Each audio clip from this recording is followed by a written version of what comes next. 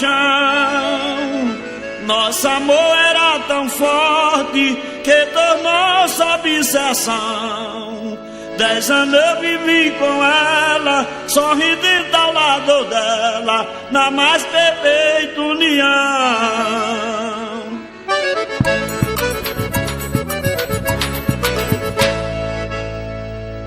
Nosso amor foi uma história, convivimos neste drama, amando e querendo bem, ela sendo minha dama.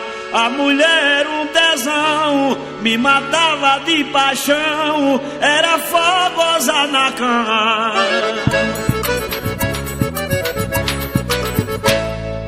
Nós éramos apaixonados, eu era louco por ela.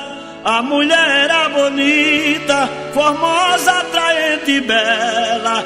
Os seus lábios tinham mel, mas o destino cruel chegou a separar-me dela. Certo dia viajei pra um lugar bem distante, deixei meu anjo querido, não lhe liguei um instante. Esqueci da pobrezinha, quando eu voltei ela tinha já arranjado um amante.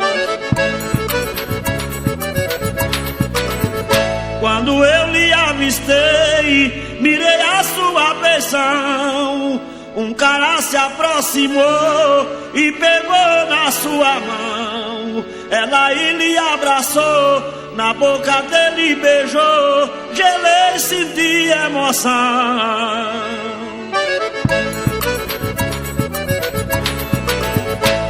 Ela aí olhou pra mim e disse: eu fui desprezada, 3 anos lhe esperando, sendo sincera e honrada. Você nunca apareceu, pensei até que morreu, botei outro na parada.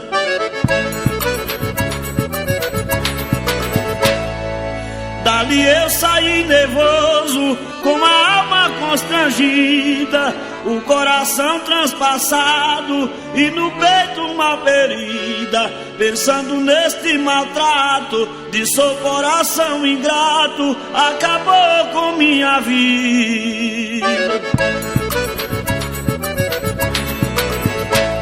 Mas a paixão me maltrata, penso nela vou roer. Sua lembrança me mata, me vingo só em beber. Tenho derramado prantos, já tenho bebido tanto, penso até que eu vou morrer.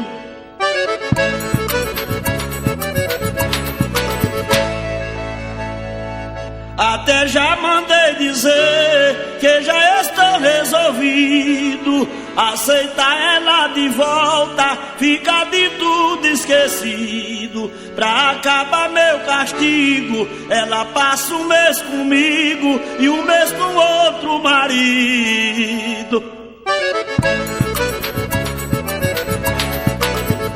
Quem achar que eu errei, por favor fique calado, não comente pra ninguém, é porque fui maltratado. Que paixão nunca se acaba, quero que o mundo saiba quando eu sou apaixonado.